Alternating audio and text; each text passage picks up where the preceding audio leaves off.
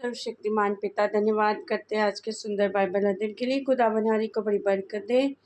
आशीष कर पिता यीशु नाम से मांगती हूँ, आमीन। हम पढ़ेंगे व्यवस्था विवरण 11 अध्याय, प्रभु की महानता। इसलिए तू अपने परमेश्वर यहोवा से अत्यंत प्रेम रखना और जो कुछ उसने तुझे सौंपा है उसका अर्थात उसकी विधियों, नियमों और आज्ञाओं का नित्य पालन करना।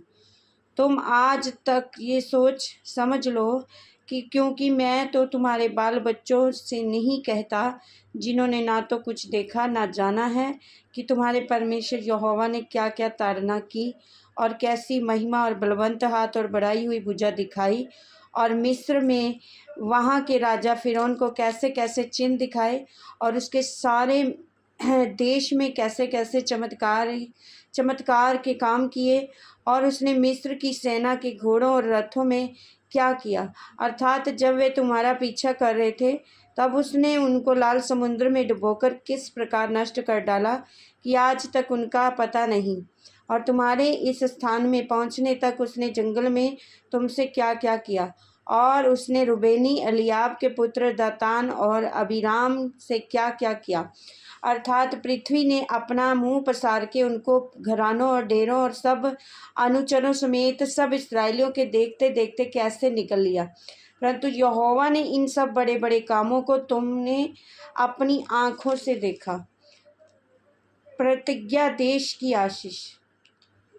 और इस कारण जितनी आज्ञाएं मैं आज तुम्हें सुनाता हूँ उन सबों को माना करना, इसलिए कि तुम सामर्थी होकर उस देश में जिसके अधिकारी होने को तुम जा रहे हो प्रवेश करके उसके अधिकारी हो जाओ और उस देश में बहुत दिन रहने पाओ, जिसे तुम्हें और तुम्हारे वंश को देने की शपथ यहोवा ने तुम्हारे पूर्वजों से खाई थी, और उसमें दूध और मधु की धाराएं बहती हैं। देखो, जिस देश के अधिकारी होने को तुम जा रहे हो वह मिस्र देश के समान नहीं है, जहाँ से निकल कर आए हो, जहाँ तुम बीज बोते थे और हरे साग के खेत की रीति के अनुसार अपने गाँव में नालियाँ बनाकर सींचते थे।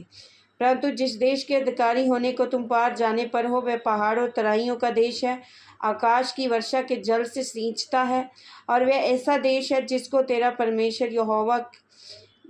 तेरे परमेश्वर यहोवा को सुधि रहती है, और वर्ष के आदि से लेकर अंत तक तेरे परमेश्वर यहोवा की दृष्टि उस पर निरंतर लगी रहती है।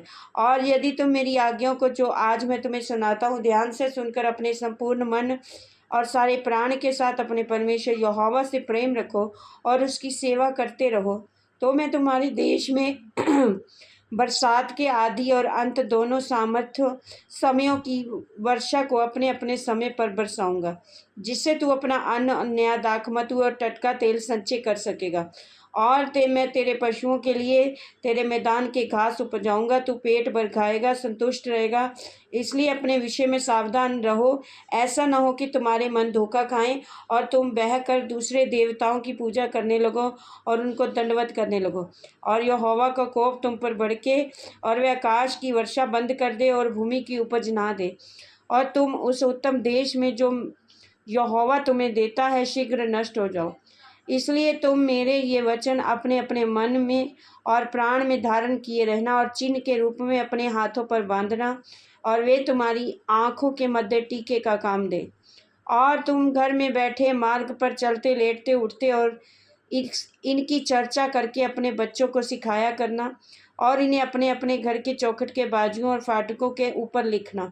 इसलिए जिस देश के विषय यहोवा तेरे पूर्वजों के साथ शपथ खाकर कहा था कि मैं उसे तुम्हें दूंगा, उसमें तुम और तुम्हारे बच्चे दीर्घायु हों, जब तक पृथ्वी के ऊपर आकाश बना रहे तब तक वे बने रहें।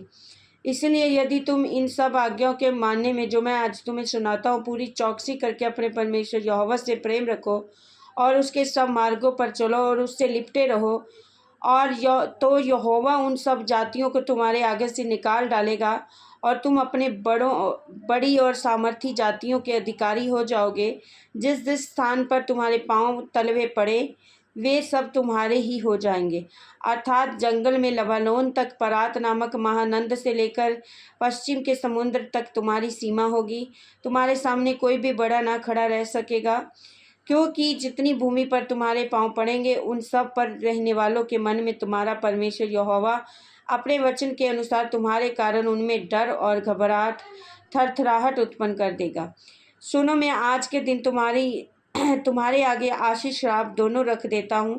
अर्थात यदि तुम अपने परमेश्वर यहोवा की इन आज्ञाओं को जो आज मैं तुम्हें सुनाता हूँ मानो तो तुम पर आशीष होगी, और यदि तुम अपने परमेश्वर यहोवा की आज्ञाओं को नहीं मानोगे और जिस मार्ग की आज्ञा मैं आज सुनाता हूँ उसे तजकर दूसरे देवताओं के पीछे हो लोगे जिन्हें तुम नहीं जानते, तो तुम पर श्राप पड़ेगा। और जब तेरा परमेश्वर यहोवा तुझको उस देश में पहुंचाए जिसके अधिकारी होने को तू जाने पर है, तब आशीष गिरिज़ीम पर्वत पर से और श्राप एबाल पर्वत पर से सुनाना। क्या वे यरदन के पार सूर्य अस्त होने की ओर अराबा के निवासी कनानियों के देश में गिलगाल के सामने मोरे बांज वृक्षों के पास नहीं है? तुम तो यरदन पार इसीलिए जाने पर हो, जो देश तुम्हारा परमेश्वर यहोवा तुम्हें देता है उसके अधिकारी हो जाओ। तुम उसके अधिकारी होकर तुम उसमें निवास करोगे। इसलिए जितनी विधियां और नियम मैं आज तुमको सुनाता हूँ उन सबों के मानने में चौकसी करना। आमीन। इस वचन के द्वारा प्रभु ब्लेस करेंगे सबको। अच्छा मसीह।